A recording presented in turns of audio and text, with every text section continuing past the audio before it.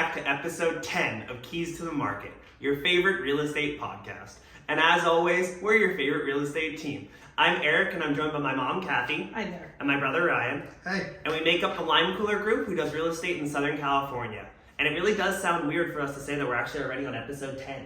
Yes, yeah, we've been doing this a while. So today we're going to keep going in that same series of what you do as the buyer side of the transaction. Like I said in the last one, or many before, we went through the seller side. So if you are a seller, then you can go back and watch all of those, kind of know what you do when you go through that part. And a lot of the time, once you're a seller, then you become a buyer. So then you come back to here. So today we're going to talk about what actually happens when you put in an offer and kind of all of those negotiations, what an offer looks like, all of that type of stuff. But before we get into that, let's talk about kind of where the market is, what we're seeing out there. What are you guys seeing?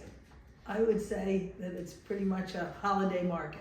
It's a slower market, but I mean, we're in a beautiful home that's for sale right now. That's right. So there are motivated buyers and sellers out there that can still get a deal done during this time. So if that's you, don't get discouraged by people telling you it's not the right time.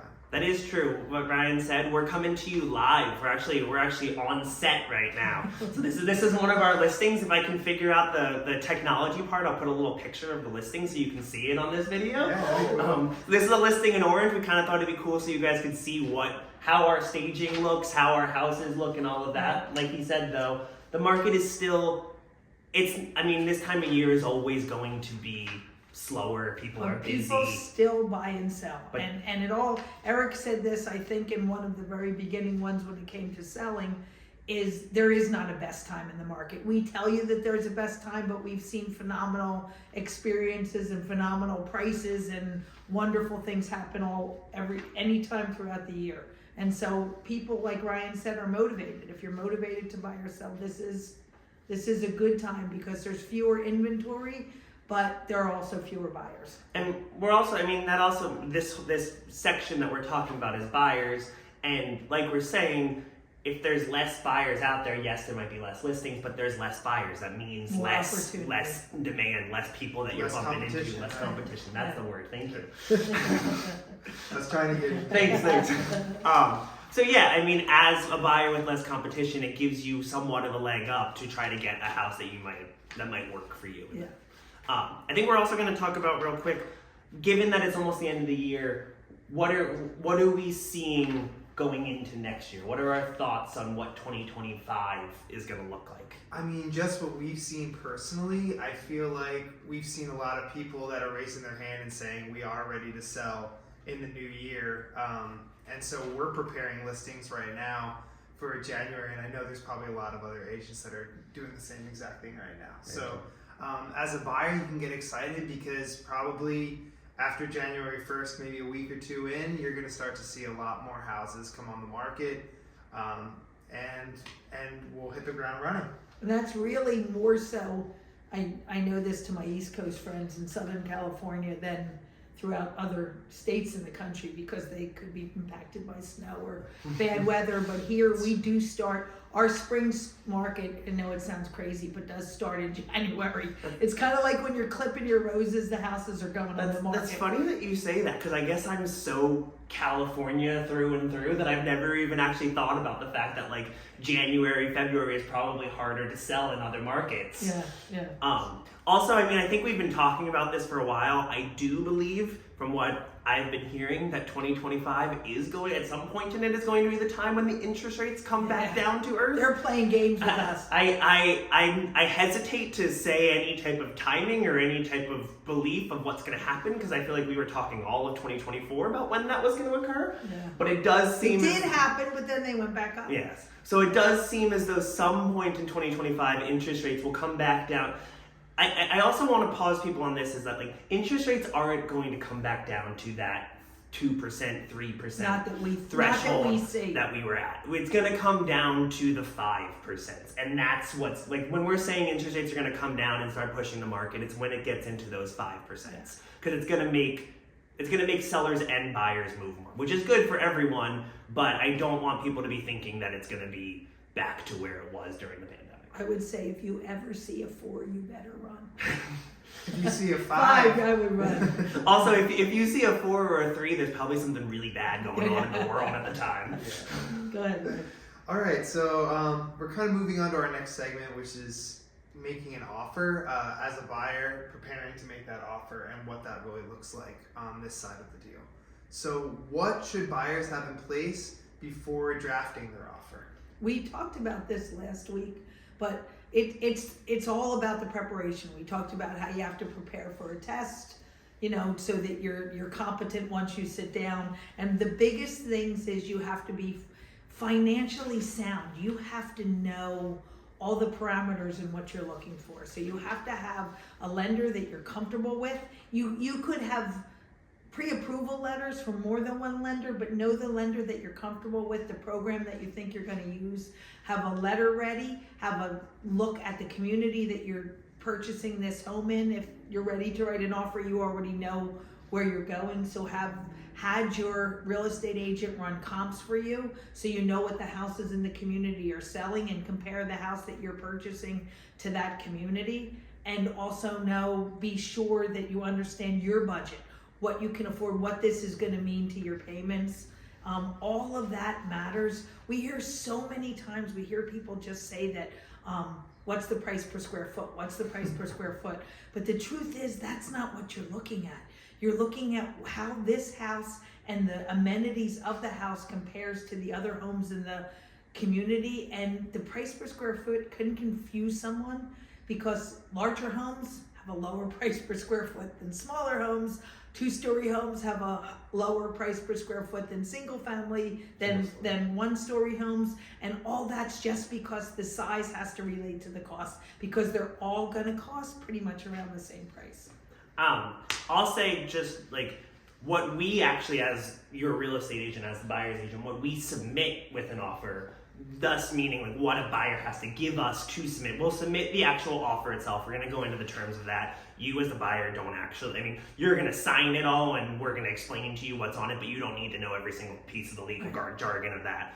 But when we submit your offer, we submit a pre-approval. This is if you have a loan, we're going to submit a pre-approval letter showing that the bank is willing to lend out to you on the certain price of the house. Even with a loan, we're also going to submit what's called a proof of funds, showing that you have the amount of money for a down payment. On the other side, if you don't have a loan and you're going all cash, we have to submit proof of funds showing that you have that amount of cash in the bank. And then there's other aspects of things that we can submit with offers, kind of just showing like your willingness to get the house and all of that. But I think those are kind of the biggest three. The offer, the proof of funds, and the pre-approval are really the parts that's showing what you are prepared to do with the house. And the pre-approval letter isn't always the amount of money that you have, like your top dollar that you can pay for a house. Sometimes your pre-approval letter is just trying to show the seller that you have enough money to pay for what their asking price is. You don't want to give all your cards away and say that you're pre-approved up to $2.5 million when you're trying to buy a $2.1 million house, unless you need to go there and then show your flexibility. That's all part of the negotiation process. That's very true. The other thing is too, it's one of the parts of it, and we see this because we list so many homes.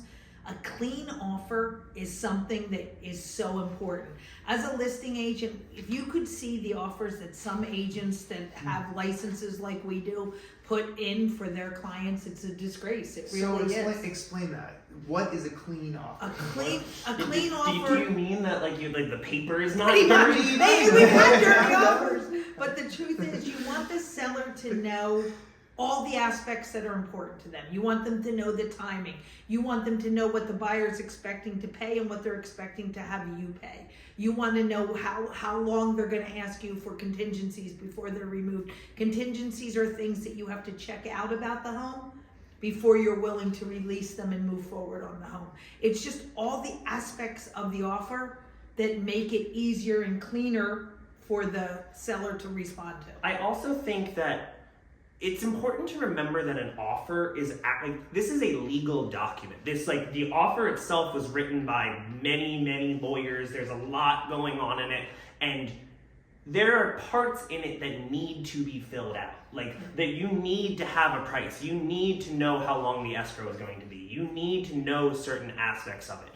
And A clean offer also includes making like that the agent and the buyer put in answers to every single one of those things that need to be done in order for us to have a like legally binding offer, a legally binding deal between a seller and a buyer. And clean also relates to like actually making sure all of those aspects are good and can hold up in a court of law for the protection of both the buyer and the seller. Well, and the clean offer also indicates to the selling agent that you are a professional who will be a professional throughout the transaction. It's almost like putting your best foot forward right away.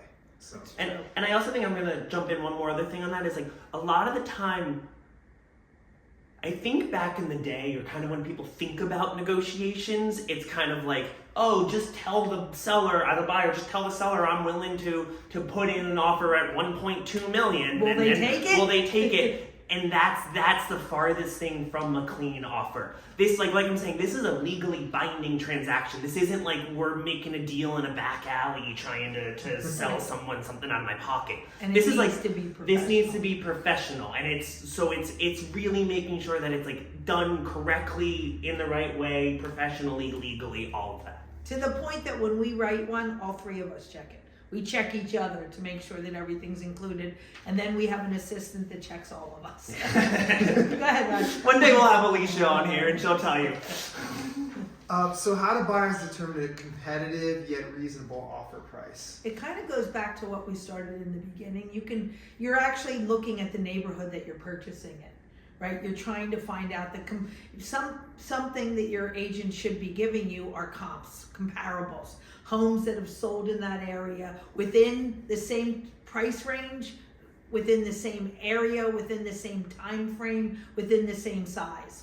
All those things are really important to just see. And here's the big thing too, to have a knowledge of where the market's going.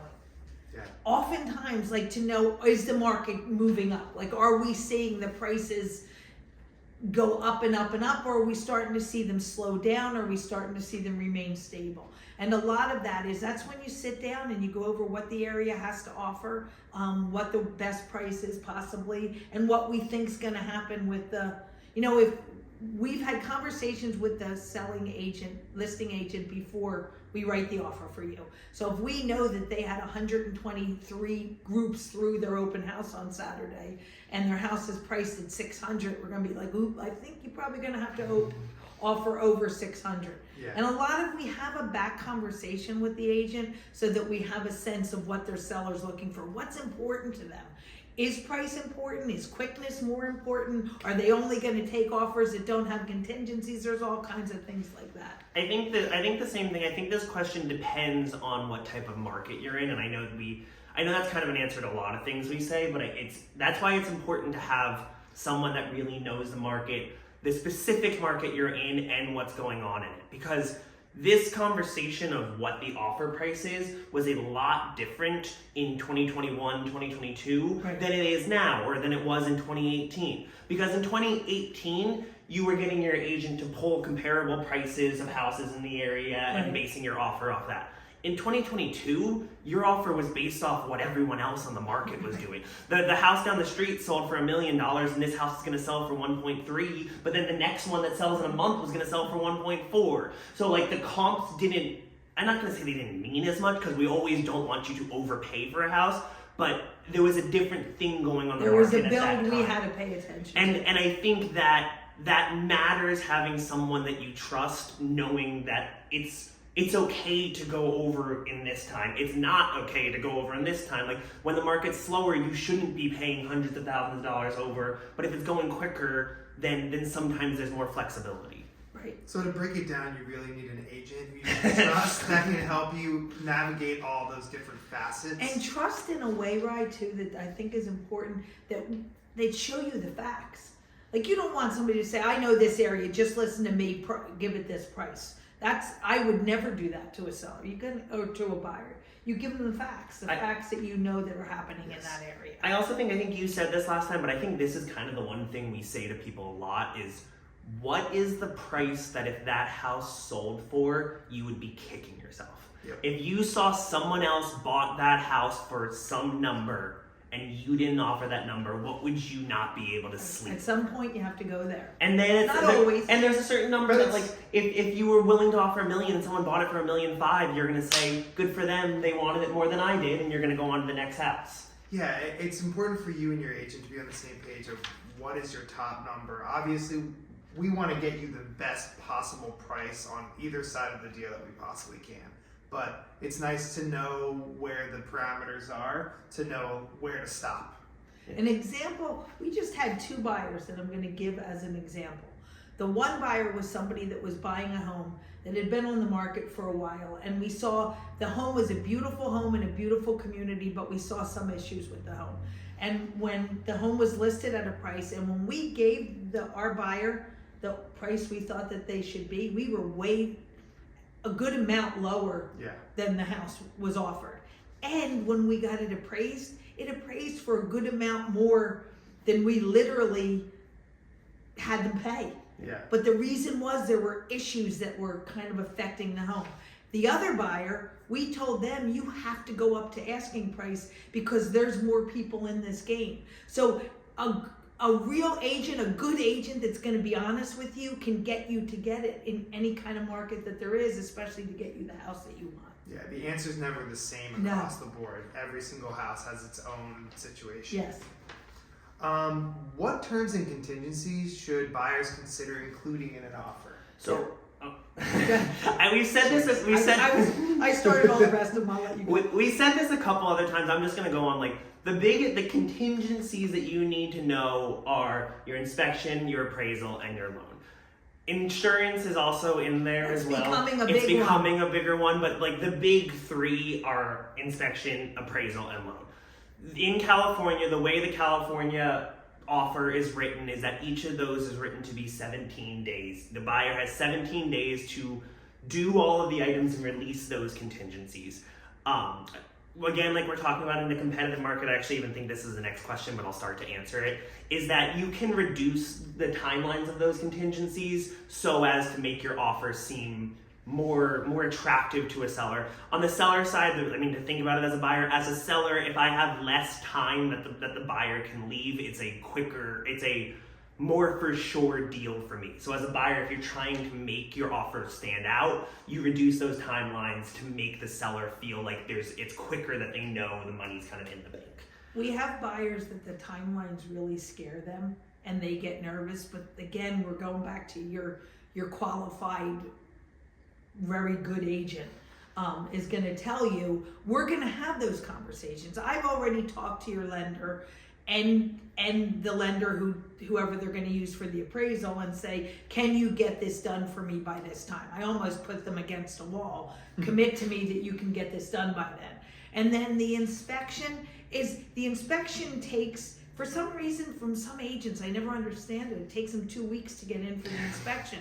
The inspection should be scheduled right away. We're trying to help you weed it out. Any of the things that could cause your deal to fall through, we're trying to get there so that you know all the facts. From the buyer's perspective, again, because we're on the buyer's side, these 3 are what are protecting you. The way the offer is written is that once a seller signs it, once a seller accepts an offer, they have little ability to step out of the transaction. Right. The buyer has these 3 contingencies that allow them to leave the transaction. It's honestly because back in the day, people used to bleach everything, and then the buyer would come into the house and realize that the wall actually had a giant hole in it, and they had just put a curtain over it, which is not what we actually want. So as a buyer, you have the ability to inspect the house, meaning that you can see if all the systems are working, if there's a hole in the wall that you're missing, if the roof actually leaks when you put a little bit of water onto it. Right. The appraisal is that if you have a bank putting the money up, the bank's going to come and say, are they willing to lend you out on this? Right. Does the bank believe that the house is worth as much as they're willing to loan you? And then the loan, make sure that you actually can get that loan, whether they're going to give you the approval on that loan. So it allows you as a buyer to not be scared and all of that, because, I mean, I would never suggest a buyer go into a transaction thinking that they are going to leave due to the contingencies. If you're putting in an offer, you should be wanting to buy that house. but the contingencies protect you and allow you to leave if there was wool pulling over your eyes, or if something happens Or in if your there's life. something that you didn't expect or didn't know, or maybe even the seller didn't know. Or if something happens in your life. I mean, if you're in the middle of a transaction and you lose your job, I mean, God forbid, I don't want anyone to lose their job, but if you do, then your loan's obviously not going to go through and you have the ability to pull out without losing money. And the market kind of determines these contingencies for the buyer and whether they would be more willing to let go of some of the security that comes with the contingencies. Right. Because if the market is saying that there's a lot of buyers out there and you have to try to make yourself that much more of a viable option for the seller, you want to take away those contingencies or take some of them away. Right. In order to make the deal a little bit sweeter for the seller. 100%. How can buyers make their offer stand out in multiple offer situations? You're going first on this one. Well, we keep going. We've worked on this so that's what hard. we're just kind of talking We're about. really too, successful at this because it's all about communication and conversations. You have conversations with the listing agent so that you know what's the most important thing. If I could sit with you and say to you, okay, buyer, you absolutely love this house I'm sitting in, and you have to have it. Like I know I've been working with you forever, and I know that this is your house. And you're saying to me, Kathy, Ryan, Eric, I have to have that house. I'm going to say, okay, what do I do to put you in the best situation possible? I have a conversation with the agent. What's important to the seller? What does the seller love the most about the house? There's a mirror in the bathroom that you absolutely love. They absolutely love. Usually the buyer gets to keep it. You're going to give it to them. Give them that mirror. We'll figure out another one. So it's not just that, but it's how do I get you in the best position? And that's by knowing the timelines, what's important to you, and how to make your package again beautiful and with a bow on it so that they say there's no reason to go to somebody else because this is one qualified buyer. Yep. I think another one, a big thing that I think has used to be a thing, has not become a thing. There's a lot of questions around it in terms of writing an offer that stands out is writing a personal letter to the seller. That's a question that a lot of people have because people have heard about writing a love letter to the seller, telling them everything about it, about themselves, as a buyer writing it to the seller. So there's nuances to this answer. For a while that was a big thing. That would be something we suggested to buyers to do because it helps you stand out. It's a lot of sellers love the neighborhood that they're in and they want to sell the house to a nice family or a nice whatever that are going to live in and take care of the home.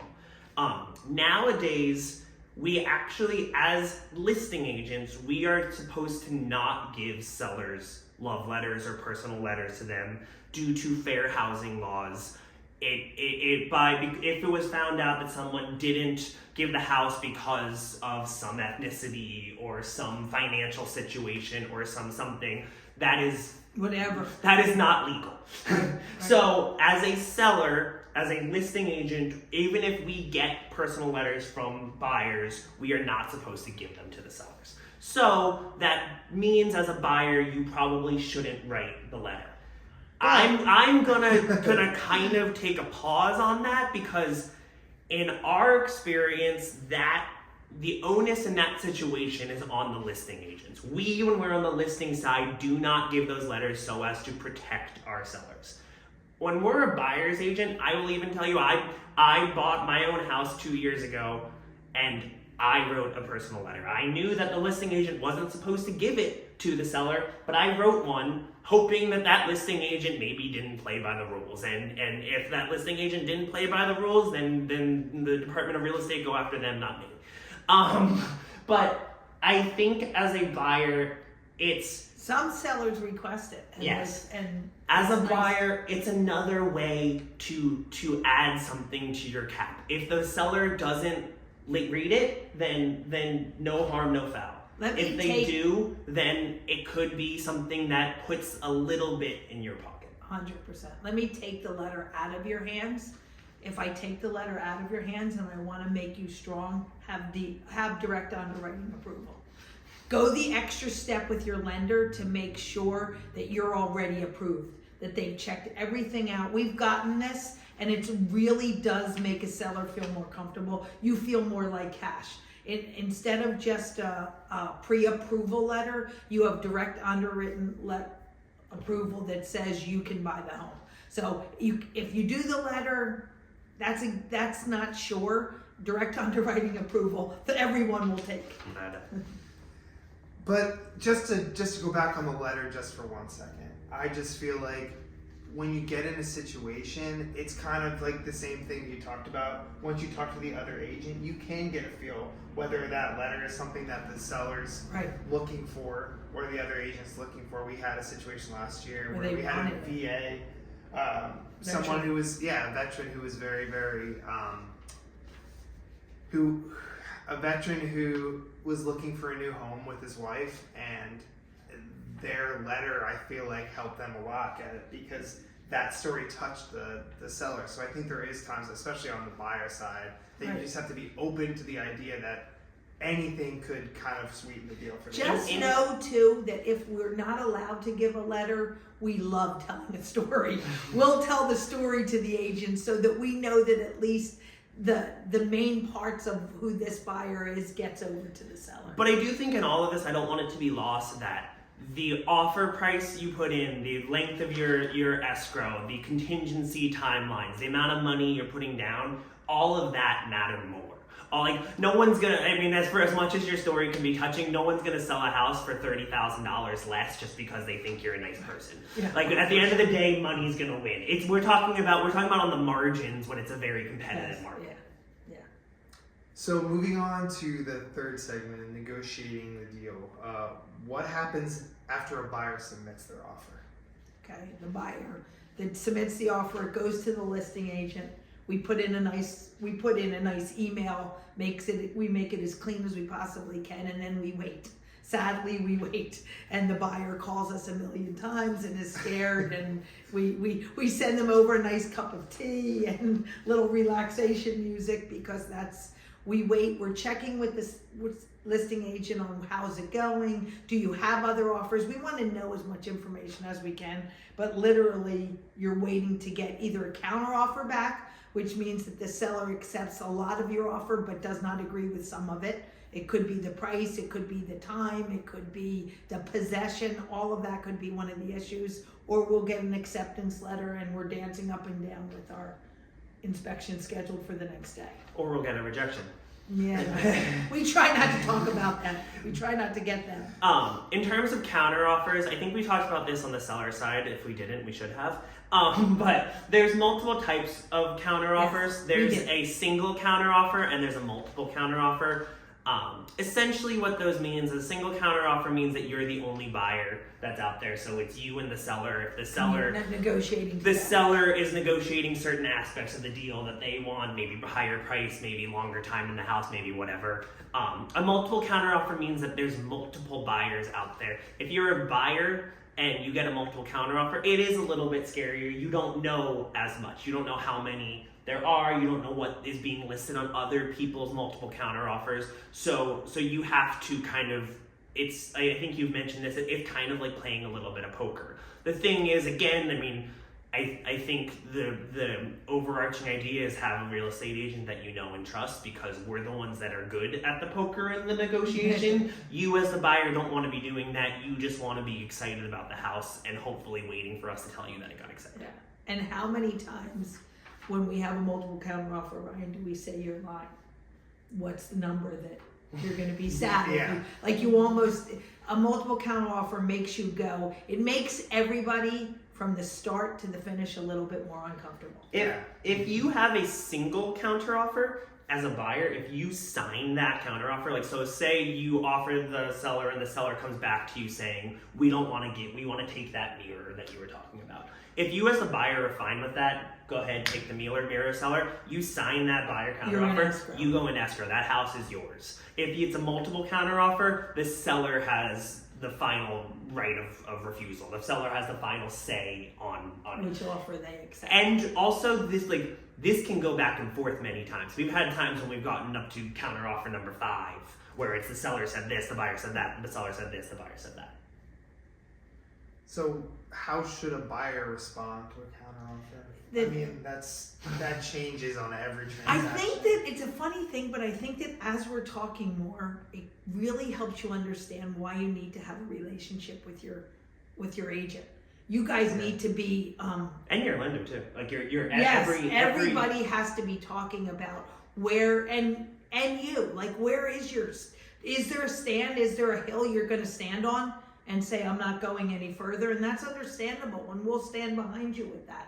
And sometimes we'll use other strategies. We're not giving them out right now, but we'll use other strategies to try to help you look better, or try to maneuver it a little bit more.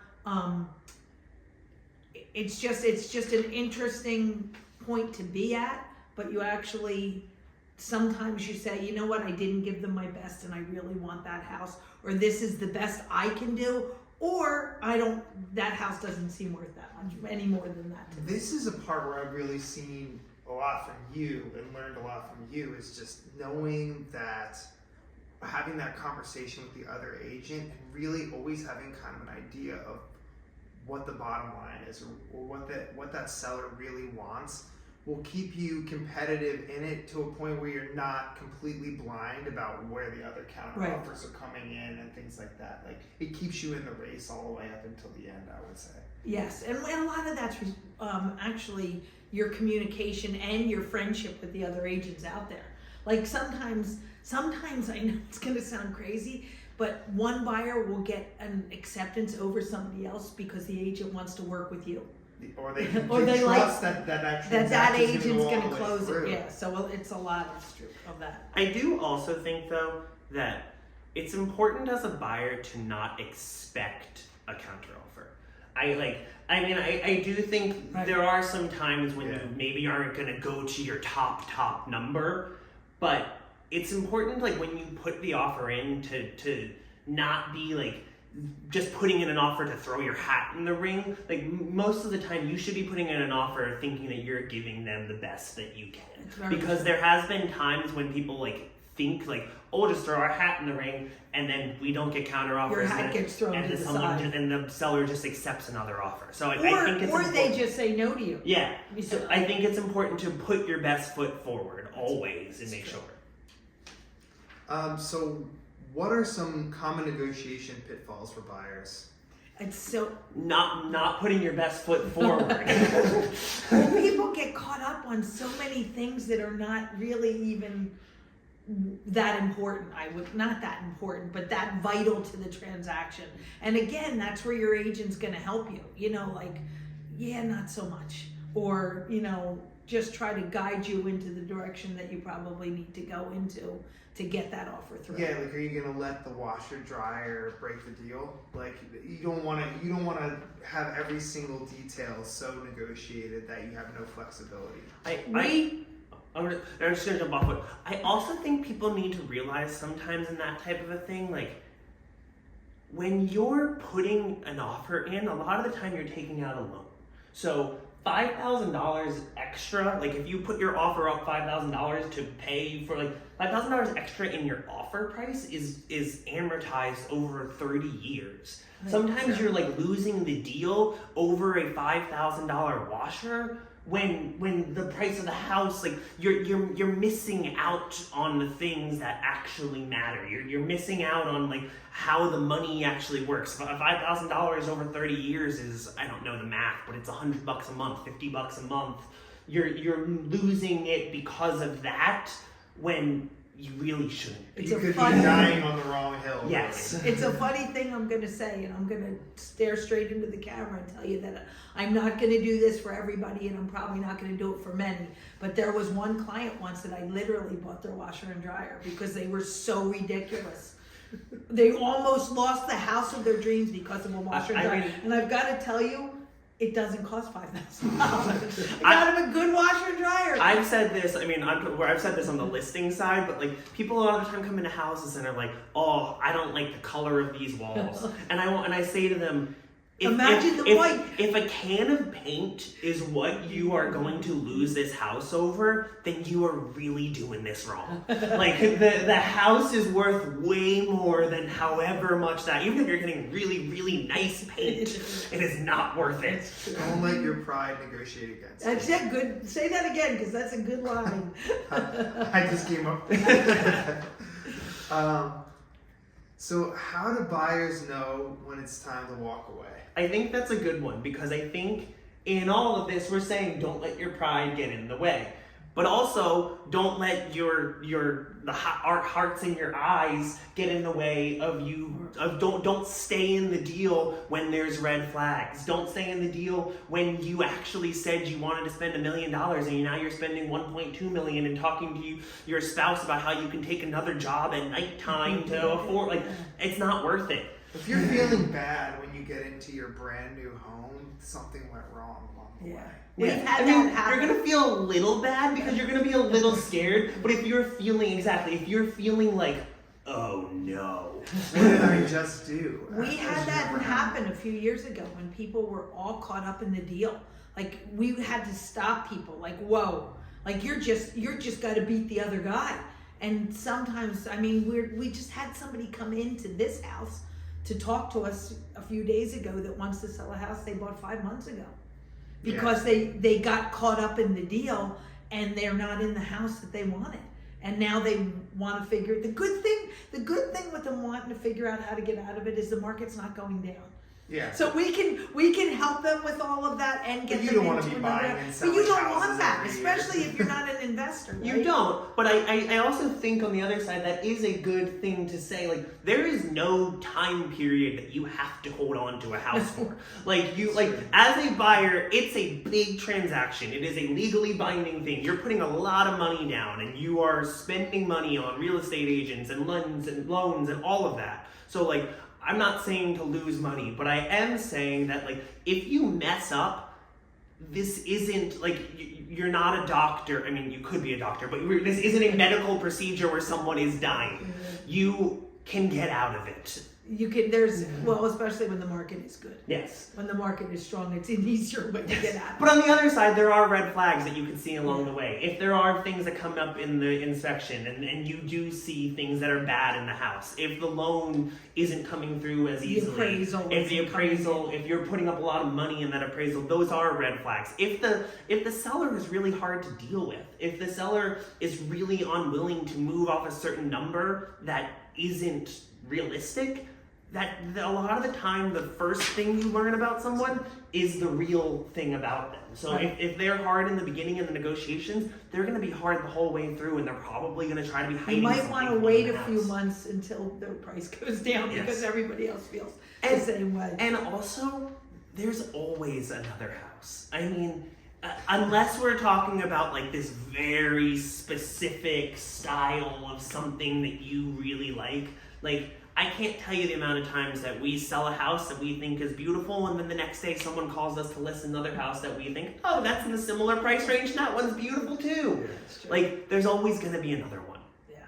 So, any last things you guys want to talk about before we finish up? I'm gonna just tease. I don't think that now's the time to talk about it, but I do want to talk about how the whole thing with the changes in the market with the NAR lawsuit and the buyer broker that now needs to be, that you need to be represented by somebody, how that comes into play and the part of the negotiations. We talked a lot about that, and I think it was episode 2, if I can remember correctly, but that's a big aspect that does play a part. As a buyer, you do have to submit how much your real estate agent is taking or whatnot. There are negotiations that we have with you, and again, you should be using a buyer's agent, because a buyer's agent, I think we kind of showed that a lot, has a lot of value. Right. But that buyer's agent, again, having value and knowing the transaction and all of that, will be able to talk to you about whether it makes more sense for you to pay them, the seller to pay them, how that is, how much money And how they to should negotiate that into your transaction Exactly. as well. So, So what's our next one about, Eric? So in the next one, we're going to talk about what actually happens once you go into escrow. So we're gonna assume that you got all of this, you listened You're to all buying of a this. house. Your offer was accepted. And we're gonna go talk about what happens once we get into escrow. So as always, if you have any questions, you can comment on any of our social media. You can comment on this podcast. You can leave us a great review on this podcast. Or you can email us at info@limecoolergroup.com, and we'll see you on the next one. And now, since you're going to get this one next week, happy holidays. Yeah, happy holidays. And happy New Year.